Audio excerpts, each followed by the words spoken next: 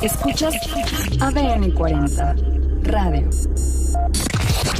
ADN 40 Radio. Siempre conmigo. ¿Qué tal? ¿Cómo le va? Es un gusto escucharle, pero si no lo estoy escuchando, ¿verdad? Pero sí nos puede mandar un mensaje de audio de WhatsApp, ahí vienen los números de WhatsApp y por supuesto que lo voy a escuchar, pero gracias por escucharnos. Y bueno, pues le comento que hoy es martes y los martes usted sabe que son de libros y tenemos un libro que, híjole, yo sí, no sé si batallé, si no, mire, yo soy niña de la Real Academia de la Lengua. Haiga sido como haiga sido, así crecí, ¿no? Y ahora me sale muy estudiado Adrián Chávez, que me encantó esto de No Chávez Nada, que es sus redes sociales y además, ya me quiero tomar un tecito con él, que bueno, es traductor, escritor, profesor, divulgador lingüístico, autor de novelas y pues ha hecho bastantes traducciones, pero yo no sé si sus traducciones las haya puesto así con su español todo incorrecto. Dice contra el espejismo del buen español. Vamos a ver y vamos a hablar un poquito de eso. Pero ¿qué nos tienes antes, mi querida Rebeca Ramos? Pues precisamente viendo eso de haiga sido como haiga sido, 3 errores más que se cometen muy a menudo en el español. Se dice yendo, no yendo con doble L. Se confunde. A ver, otra vez, porque esas ahorita las vamos a hablar. Ajá. Yendo se escribe con Y y no yendo con doble L. Es que ahí nos vamos a la pronunciación y ahí va a estar Pero la otra. escritura también, ¿no? Se confunde el haya de existencia, de haya con doble L de hallazgo y allá de lugar. Sí. El agregar una S al final de los verbos, el dijistes, fuistes, vinistes. Y hay quienes dicen que esto ya no tiene importancia porque con la era de las plataformas digitales, la lectura y la escritura van a pasar a la historia. Yo digo que no, porque finalmente en las plataformas escribimos mucho más. Nada más comentar que el español se habla en 44 países, es el 4º idioma más hablado, solo superado por el inglés, el francés y el árabe. Y el español es el 3er idioma más popular en las plataformas digitales. Bueno, pues ahí está. Muchas gracias, Rebeca.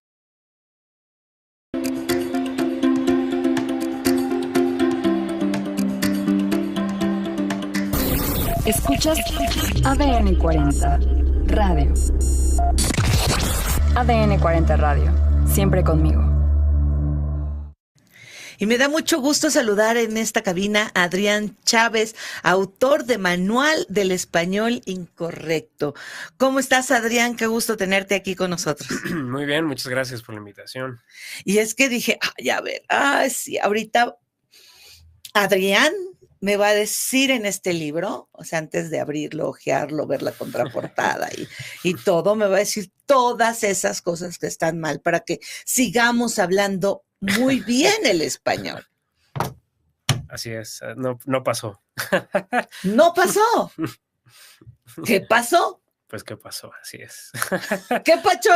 Pues bueno, o sea, creo que más bien yo te devolvería una pregunta. O sea, ¿por qué esas cosas que decimos que están mal, están mal?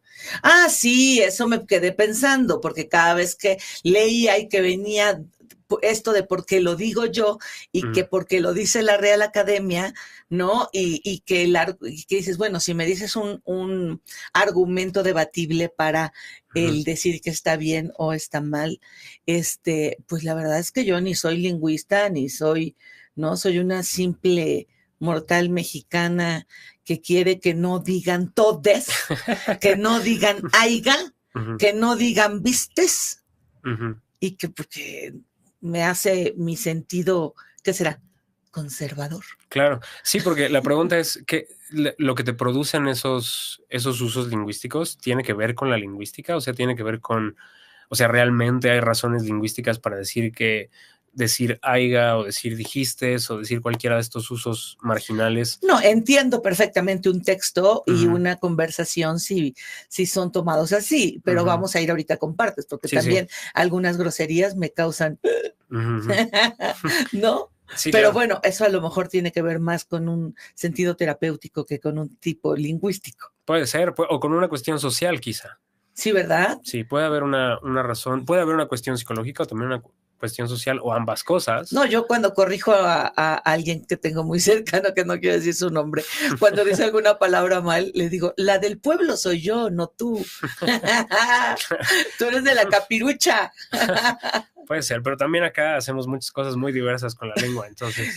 Sí, y además en toda la República, porque, ¿sabes qué? Yo fui a vivir a Ciudad Juárez un tiempo, y entonces imagínate cuando me dicen, píchame la ruta porque mi mueble no tiene pila. Sí, claro. ¿Qué? Exacto, ¿Qué dijiste? No, pues invítame el pasaje del camión, porque mi camioneta no tiene batería. Sí. ¿No? Entonces, Pero eso es muy bonito. No, son unos modismos, ¿no? De esa zona que la verdad es que, pues yo quedé muy, muy encantada con mi tiempo por allá. Entonces, ¿no hay español correcto? Pues mira, te voy a devolver también una pregunta. Si yo te preguntara, por ejemplo, ¿está bien o está mal usar tenis, por ejemplo? ¿Está bien o está mal? Bueno, depende. Exacto. Con la lengua pasa exactamente lo mismo. O sea, la lengua, igual que la ropa, es un hecho cultural, ¿no? No es nada más una herramienta, no es nada más algo que, igual que la ropa, no la usamos solo para cubrirnos del clima, sino para muchas otras cosas que tienen que ver con nuestra identidad, con dónde crecimos, de dónde somos, con lo que queremos mostrar a las personas, etcétera. La lengua también es un hecho cultural y como tal, no, y sobre todo desde la observación científica, no está sujeto a la idea de bueno o malo, está sujeto a la idea de lo que pasa y para lo que la gente lo usa. Entonces, si tú me preguntas... Pero no bueno y malo, sino correcto e incorrecto. Pero correcto e incorrecto tienen una connotación de positivo o negativo. Claro que no. Sí, claro. No, porque... Solo piensa en lo que pensamos de la gente que habla incorrectamente. Pero no es malo. O sea, desde mi punto de vista... es como la parte de las emociones, ¿no? No hay emociones buenas y malas, ¿no? Claro. El debe tener su parte que se adapta y la que no. Bueno, ya empezamos con nuestra lingüística, ¿no? De sí. Correcto o incorrecto, porque lo incorrecto no siempre es malo. Puede ser, pero de todas maneras, si hay un criterio...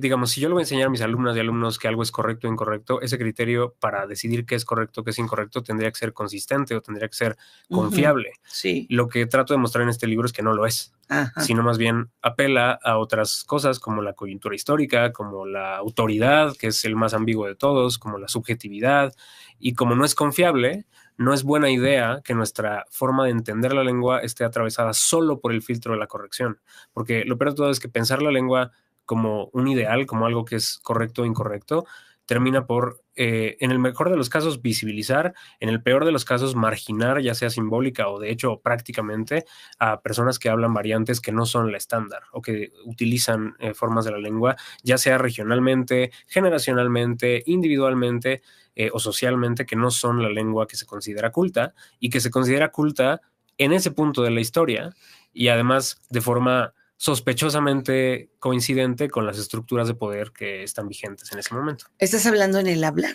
o también en la escritura? Estoy hablando de los dos, concediendo el hecho de que en la escritura, de que la escritura tiende más al conservadurismo porque primero es un dispositivo artificial, o sea, si la lengua culta no es la lengua, mucho menos la escritura es la lengua, ¿no? La escritura es un pequeño dispositivo que usamos para transmitir la lengua en ciertos soportes.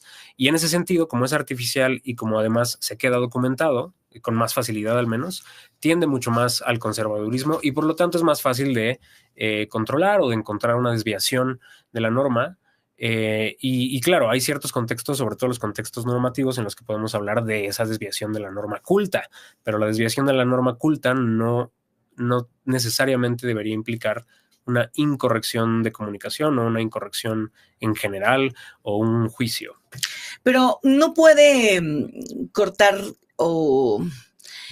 la comunicación o el entendimiento. Por ejemplo, mira, yo conozco a una persona que quiere hablar, no lo sé, porque le voy a preguntar, quiere hablar como rebuscado o quiere hablar como muy correcto o muy educado y termina hablando para mí de una manera incorrecta porque no se entiende el mensaje. Sí, me explico. Usa palabras que su significado no tiene que ver con lo que está queriendo decir en búsqueda de esta propiedad al hablar.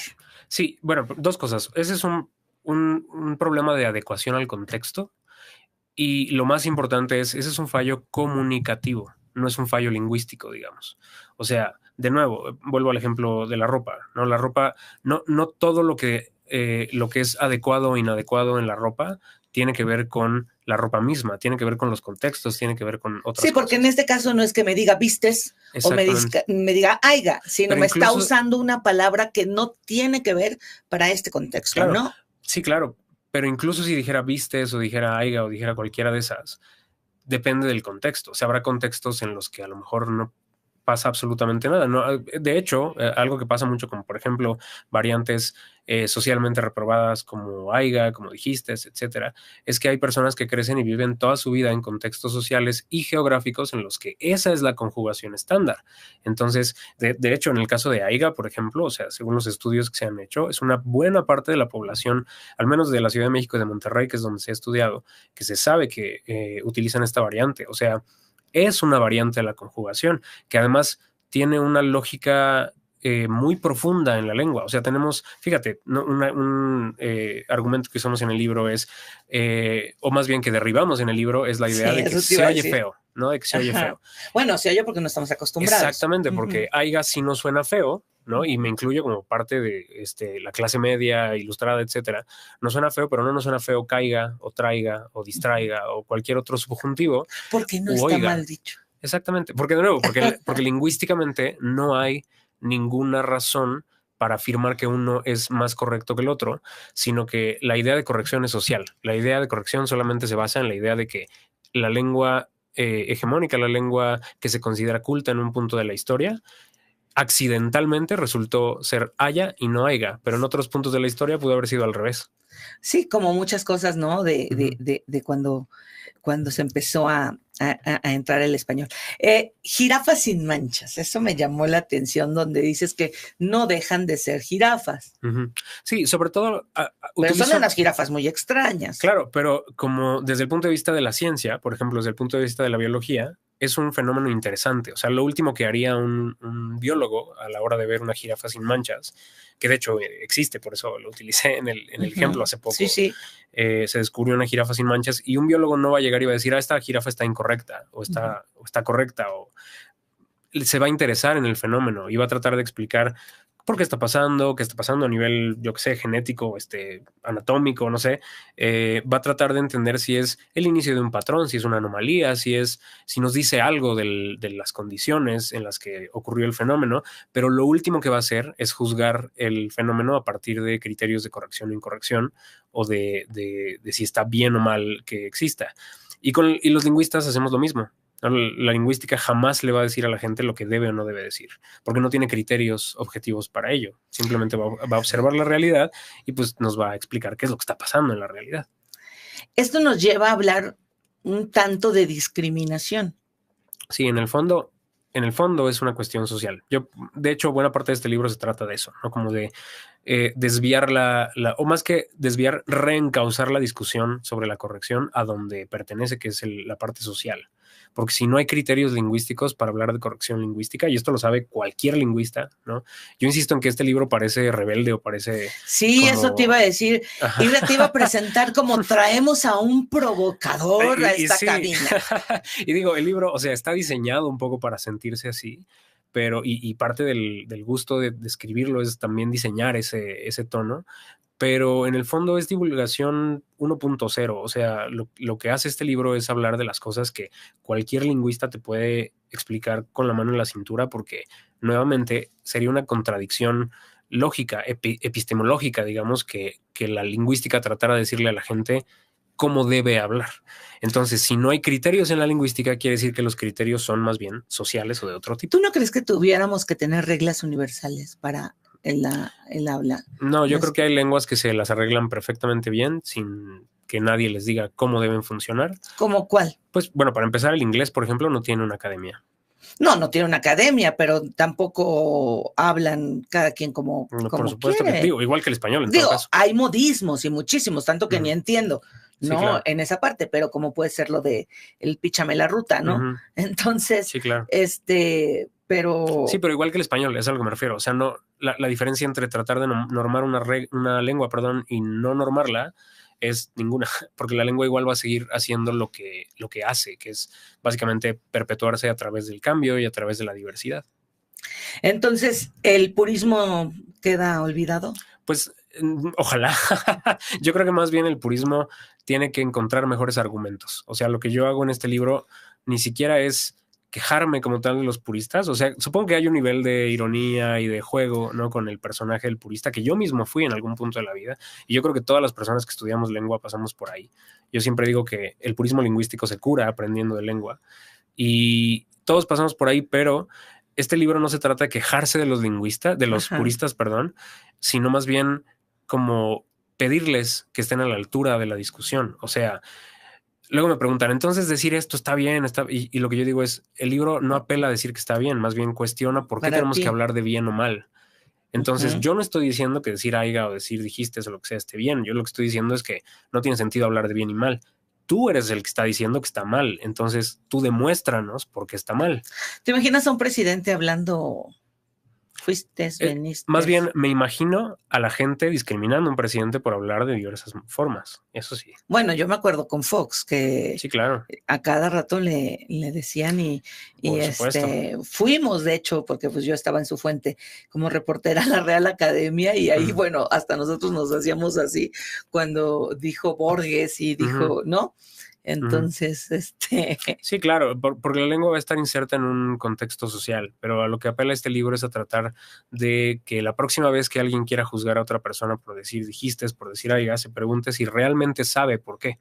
O sea, si realmente sabe por qué está mal o nada más le suena mal por costumbre, porque así le dijeron en la escuela, porque son las reglas. Ah, exacto, pero ¿de dónde salieron esas reglas? No, pero pues a ver, ¿dónde salió la regla de no pasarte un alto? No, pero a ver, pero una regla para no pasarse un alto tiene un objetivo claro, que es, ¿no? Como evitar un accidente. O las reglas de saludar. Ajá, fíjate, por ejemplo, esa tiene más sentido, porque las reglas de saludar son... sociales. Sí, son convenciones sociales. Y esas convenciones sociales varían dependiendo del contexto. O sea, tú saludas de distintas maneras dependiendo del contexto y no dirías que una forma de saludar es correcta o es incorrecta, sino que más bien es adecuada o es inadecuada según a quién saludes. Y en el caso de la lengua pasa exactamente lo mismo. O sea, hay reglas, pero lo importante es, si yo voy a enseñar esas reglas, pues mi compromiso pedagógico es saber de dónde salieron esas reglas. Y si esas reglas no tienen un sustento confiable, pues entonces mi deber pedagógico es cuestionar esas reglas. Pues sí, eso puede ser el cuestionar, y ya ves que lo hacen hasta con los niños, ¿no? Ahora que dicen, si no quiere saludar, que no salude, pero ¿cómo fregados no va a saludar a la abuela, no? Y hay que estarles... Ayer o antier me decían, no le estás corrigiendo a tu hijo como está hablando. Pero de nuevo, pero hay una diferencia, ¿no? Porque, por ejemplo, corregir a un niño que no quiere saludar tiene potencialmente tiene una consecuencia de el vínculo, de la educación que puede mostrar el niño frente al mundo, yo qué sé. En el caso de la lengua, parece que el único riesgo es como este fantasma de algo malo le va a pasar a la lengua o ya no nos vamos a poder comunicar. Durante los últimos 2 capítulos del libro lo que hacemos es desmontar esa idea. Y ya casi se me acaba y no he oído el libro, pero es que está bien interesante. Pero es una provocación para que ustedes lo busquen, de Editorial Aguilar, Manual del Español Incorrecto contra el espejismo del buen español. ¿Y qué pasa con todes? Pues lo mismo, o sea, todo es no solo en español, en muchas lenguas lo que está pasando es que hay diversos grupos de hablantes que están utilizando la lengua para fines políticos, así como usamos la lengua para fines estéticos, para fines identitarios. Pero no etcétera. Me obliguen. No, claro, no, para nada. ¿Sabes? Sí, claro. No, yo lo he dicho en muchas ocasiones, ¿no? Fíjate, a nivel personal, yo siempre he sido un promotor del uso, pero eso a nivel personal, social. Como lingüista, yo siempre he estado... es más, nunca ni siquiera he promovido nada porque me la paso defendiendo el hecho de que no tiene sentido condenarlo en todo caso. Sí. Pero jamás en la vida, o sea, ni una ni otra cosa. O sea, yo creo que no, así como me parece que es una buena idea que las instituciones adopten esas prácticas. También me parece una mala idea que traten de imponerlo a otras personas. Exacto. Yo lo he usado con gente que sé que quiere que se le llame y nombre así por respeto a la persona, ¿no? Más por un tema humano, respeto persona a persona, pero no lo voy a hacer en el programa. ¿No? Saludos a todos, ¿no? Pues no va conmigo y no estoy excluyendo a nadie. Sí. Me explico dentro de lo que creo, pero finalmente, ay, no, es que vienen cosas hasta de Shrek, eso que yo ni siquiera lo vi en la película, que está fantástico. Ya pero... me funaron porque ya me equivoqué de película, creo, dije Shrek 2 y era Shrek 3, ya no me acuerdo que me equivoqué ahí, pero... Y aquí, bueno, justo habla también del lenguaje incluyente, ¿no? Dice, hasta que todos nos pongamos de acuerdo. Y bueno, y ahí habla del lenguaje incluyente, que le invito a que lo vea también. Algo sobre las groserías. Sí, ¿Viste que le quité una palabra? Ah, sí, claro, sí, lo censuramos. No, tú la puedes decir. Bueno, ya ni me acuerdo qué puse. Pinches. Sobre las pinches groserías, claro. Sí. Pero ese capítulo es interesante. Pero si digo pinche, al del cocinero, entonces al ayudante cocinero, entonces ya no. Sí, justo las groserías son el ejemplo perfecto de cómo una palabra puede cambiar completamente dependiendo del contexto. Porque hay un poco como ilustro. Aquí lo pones. Ajá, en japonés, por ejemplo, ¿no? En japonés se puede insultar incluso con el pronombre tú. ¿No? Con la forma más informal del pronombre tú en contexto, eso puede resultar como insultante. Entonces, depende mucho de o sea, las groserías son como una radiografía tanto una radiografía social como de las cosas que nos duelen o que nos parecen complicadas, socialmente hablando. Pero al final, cuando estaba investigando sobre las groserías, me di cuenta de que en realidad no es una cuestión de lengua, no tiene que ver con la lengua, tiene que ver con las convenciones más bien de educación, sociales, yo qué sé. Y sin embargo, conservé ese capítulo porque pasa al revés. No es tanto que las groserías se consideren errores lingüísticos, sino que de hecho, lo que pensamos como errores lingüísticos, socialmente los tratamos como tratamos a las groserías. O sea, no hay una razón lingüística objetiva para decir... Voy a lavar la boca por el aire. O sea, pero fíjate, yo ni siquiera conjugo de esa manera, porque no es así mi variante dialectal, mi variante sociolectal, pero no creo que mi variante sociolectal sea mejor que otras. Y mire, dice, el español no existe, son los papás. Ahí se lo dejo y muchas gracias a Adrián Chávez, Manual del Español Incorrecto. Vente, Rebe, por favor, para pues por haber venido, porque la verdad está bien provocador. No me quedé ni en la 10ª parte de todo lo que le quería preguntar, pero me parece fabuloso y por favor sígalo en sus redes sociales. Va a aprender mucho de muchas cosas y además va a aprender de té, porque hay hasta catas de té. Muchas gracias. Muchas gracias. Y Rebe, ¿qué nos tienes? Pues martes 13, ni te cases ni te embarques, dice un dicho, y más allá de las creencias... ¿Te faltó? Mi abuela decía, ni te cases, ni te embarques, ni de tu mujer te apartes. Ya no me la sabía. ¿Por qué esta fecha? Porque existe una fobia al número 13 y se llama triscadecafobia, que es el miedo irracional al número 13. Este temor puede parecer inusual, pero es más común. Hay un estudio que realizó el Centro de Estrés y Ansiedad en Carolina del Norte que dice que alrededor del 10% de la población estadounidense tiene miedo al número 13, lo que muestra que esta superstición sigue viva en la sociedad. Las personas con esta fobia creen firmemente que el número 13 trae mala suerte. Y esta creencia en particular se hace más fuerte cuando el día es martes o viernes. Y este miedo tiene repercusiones en el comportamiento diario de las personas. Por ejemplo, algunas personas evitan hacer negocios o tomar decisiones significativas en fechas que incluyen el número 13. Muchas otras personas no planifican eventos como las bodas, por ejemplo. Y esta fobia ha encontrado su lugar en la cultura popular, siendo un tema de numerosas películas, programas de televisión y también libros.